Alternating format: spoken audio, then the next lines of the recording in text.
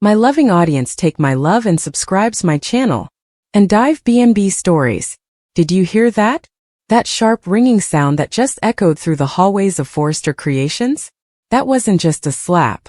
It was the sound of a decade of fake smiles and forced family dinners finally going up in flames.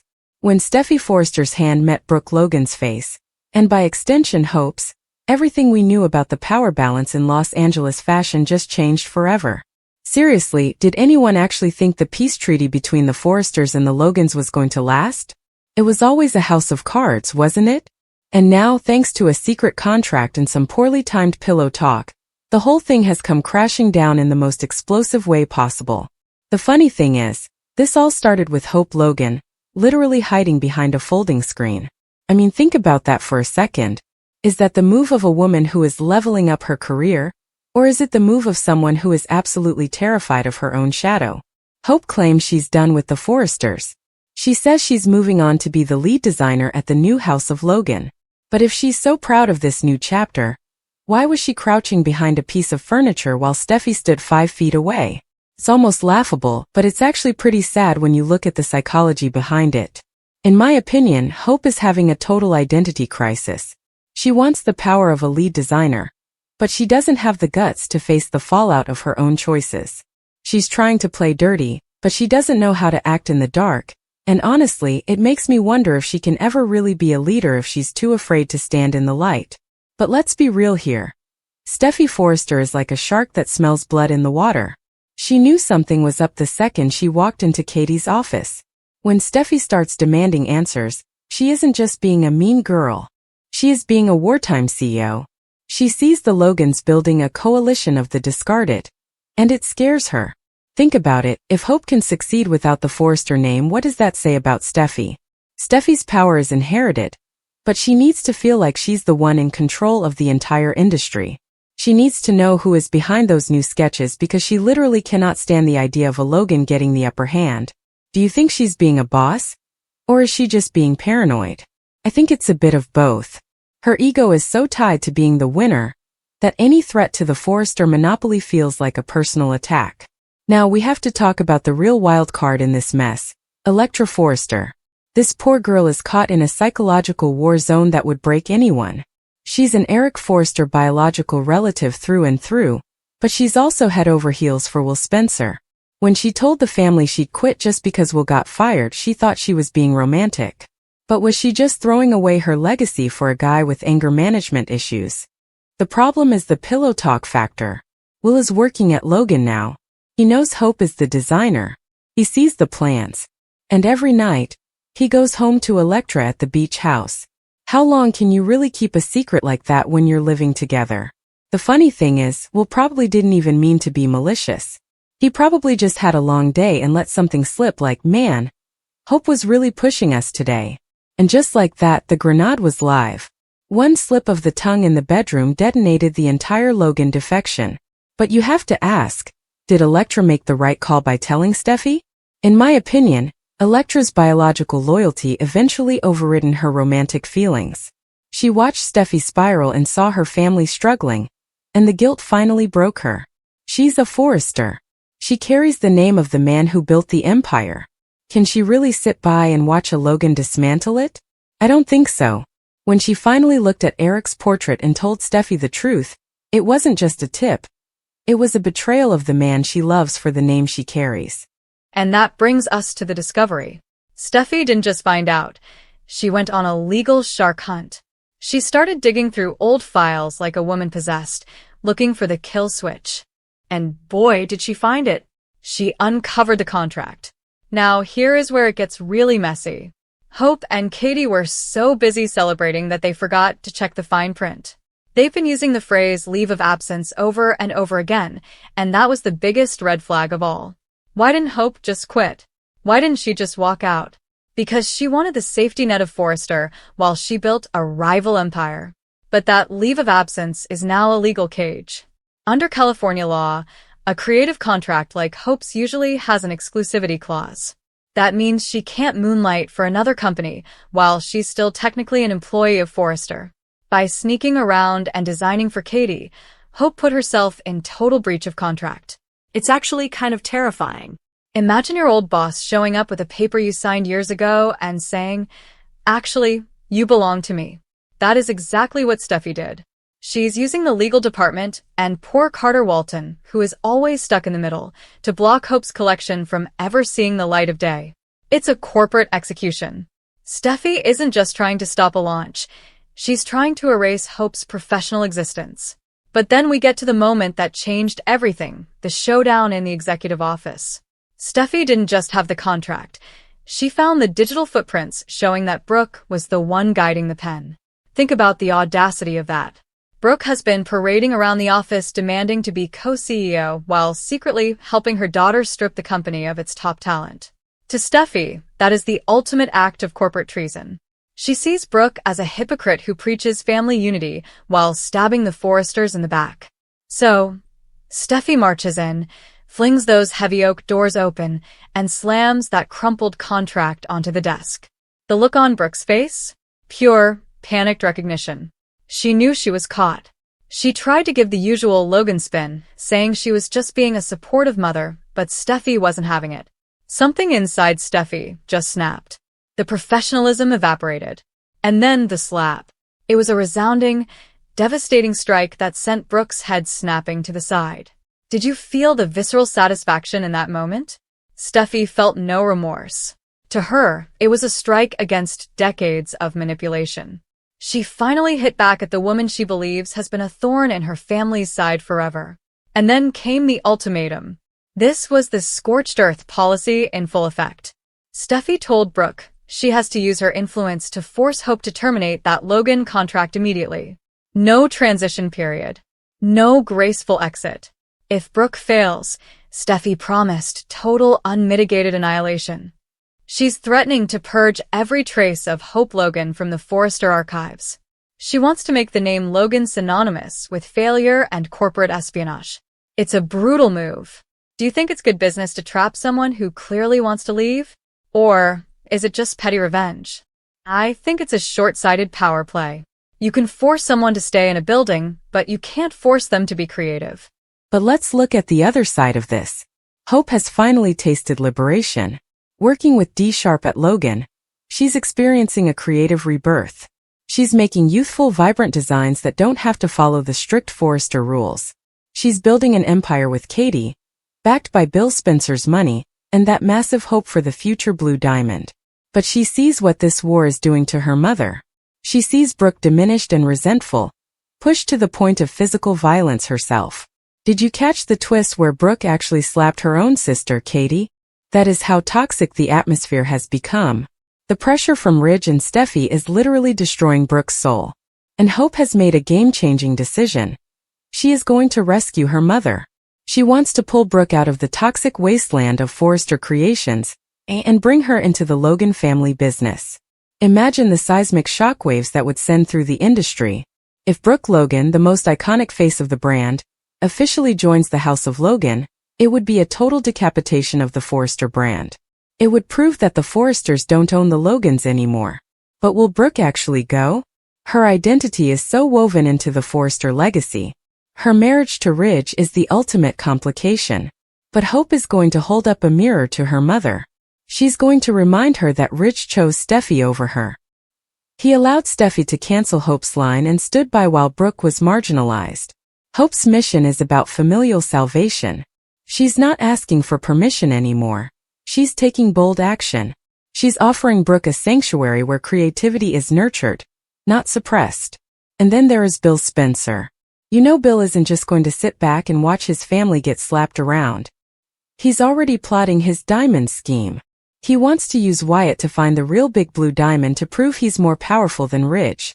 Bill is loving every second of this drama, because it gives him an excuse to use his sons as weapons to humiliate the Forresters. If Bill gets Wyatt and Liam together at a company backed by the Logans, it's officially game over for the Forrester monopoly. The Spencers have the money, the Logans have the talent, and they all have the motivation of pure, unadulterated revenge. The funny thing about these soaps is that the smallest moments always lead to the biggest changes. A whisper in a bedroom, a hidden sketch, or a slap in an office. They're all pulling at the threads of these families until everything starts to unravel. We are watching the foundation of these dynasties crumble in real time. It makes me wonder, what is the fashion world even going to look like in 6 months? Will Forrester Creations even exist? Or will it be swallowed up by the Spencer Logan empire? I have to wonder though, is there a hidden detail we're all missing? Some fans are already theorizing that this contract trap might actually be a safety net. Think about it. Brooke has been in this game longer than Steffy has been alive. Is it possible she planted a poison pill clause in that contract years ago? If Steffy uses that document to force Hope to stay, she might accidentally trigger a clause that gives the Logans even more power over the company. Imagine Steffy's face when she realizes that by owning Hope's future, she's actually handed over a piece of the Forrester crown. If that's true, Hope isn't the one who is trapped. Steffy is. It would be the ultimate checkmate move, where the victim becomes the mastermind. So where do you stand on all this? I really want to know because the debate is heating up and there are no wrong answers here. Do you think Steffy was justified in her wartime CEO approach? Or has she officially crossed the line into being the villain of the story? And what about Electra? Is she a hero for protecting her family name? Or did she just throw away her one chance at true happiness with Will, for a name that hasn't even proven it values her yet? Do you think Hope is a boss for defecting? Or is she being a coward by hiding behind that screen? And let's talk about Ridge. He is paralyzed in the crossfire of a nuclear explosion. He has the love of his life on one side and his fiercely loyal daughter on the other. If he sides with Brooke, he alienates Steffy and compromises the business. If he sides with Steffy, he declares war on his own wife. No matter what he chooses, someone he loves is going to be destroyed. Who do you think he'll pick in the end? The company or the marriage? This battle between the Logans and the Forresters is getting way more intense than we've seen in years. It's not just about who is dating whom anymore. It's about who owns the industry. We're looking at lawyers, injunctions, and a full-blown courtroom drama that is going to force everyone in Los Angeles to pick a side. It's going to be absolute chaos, and honestly, I am here for every single second of it. How will Will react to Electra betraying his secret? What is more dangerous? A secret that could destroy a multi-million-dollar company, or the person you share it with while lying in bed at night? Think about that for a second. We've all been there, right? You're in a relationship, you think you finally found the one, and you let your guard down. You share your fears, your wins, and maybe, just maybe, a piece of information that wasn't yours to give. When Will Spencer whispered the truth about Hope Logan's big move to Electra Forrester, he didn't think he was committing corporate treason. He thought he was building a life. He thought he was being honest with the woman he loves. But here is the big question that's going to haunt every scene for the next few months. Did Will actually fall in love with a woman? Or did he accidentally invite a Forrester spy into the very heart of his sanctuary? This isn't just about a breakup, guys. This is about a pillow talk detonation that's going to redefine what it means to be a Spencer in a world that's increasingly controlled by Forrester bloodlines. Let's look at the mess Will is currently in. The guy is basically a man without a country.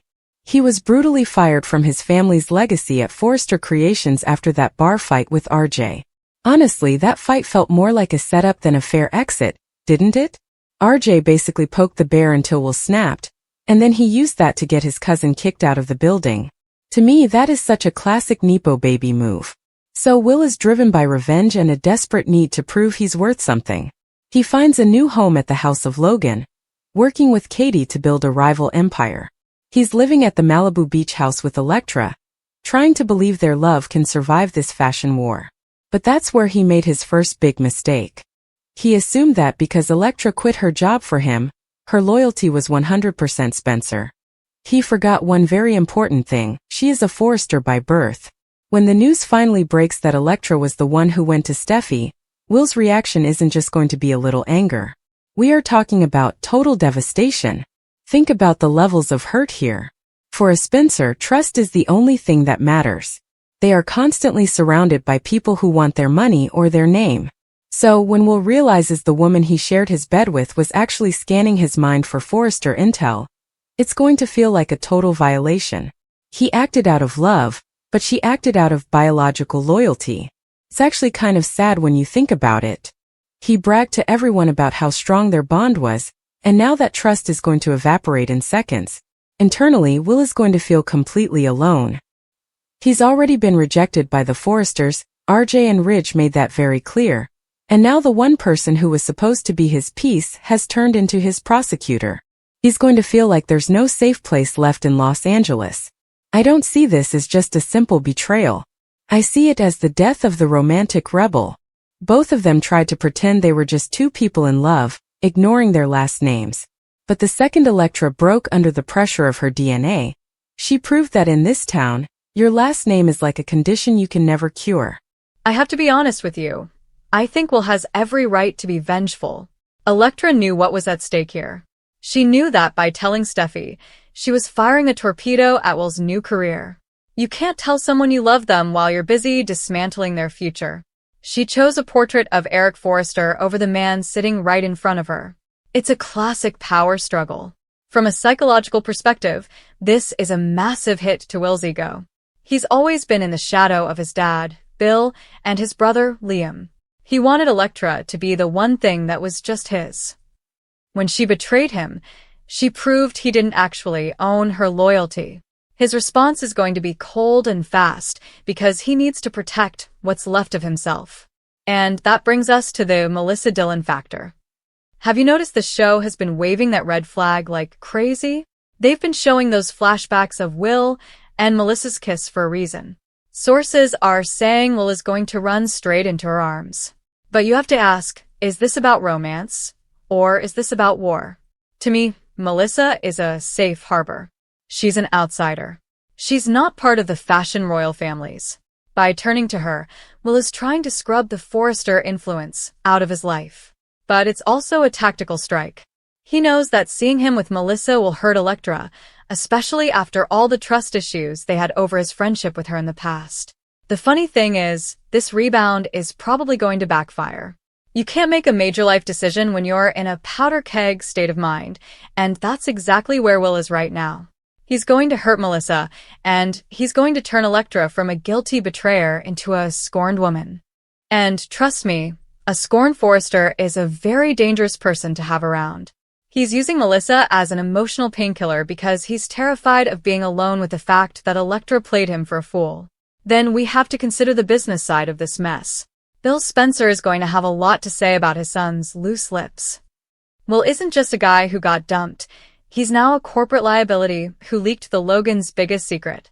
Bill has been whispering revenge in Will's ear for weeks now. When he finds out that Will's pillow talk gave Steffy the ammo to file an injunction against Hope's line, that father-son dynamic is going to explode. Will is facing a double betrayal, one from his girlfriend and one from a father who will probably see him as weak for letting a woman get the better of him. I honestly think we are watching Will's villain origin story. We've always seen him as the nice guy, the romantic lead, but this betrayal is the moment he turns into a Spencer shark. He's done playing nice. He's done with no more secrets. If Electra is going to use her name as a weapon, Will is going to use his name as a shield. He's adopting his father's traits as a survival mechanism. If you can't be loved for who you are, you might as well be feared for who your family is. If you're loving these deep dives into the secrets and scandals of the fashion world, do me a huge favor. Make sure you hit that like button. It really helps the channel keep bringing you these insights. And if you don't want to miss a single second of the fallout when the Logan secret finally explodes, you've got to hit subscribe and turn on those notifications. We're covering every punch, every kiss, and every corporate betrayal as it happens. You won't find a deeper analysis of the Spencers and the Forresters anywhere else. Thanks for hanging out with me today and letting me dive into all this drama with you. I love hearing your theories, so don't be shy in the comments. Stay bold, stay beautiful, and I'll see you in the next one.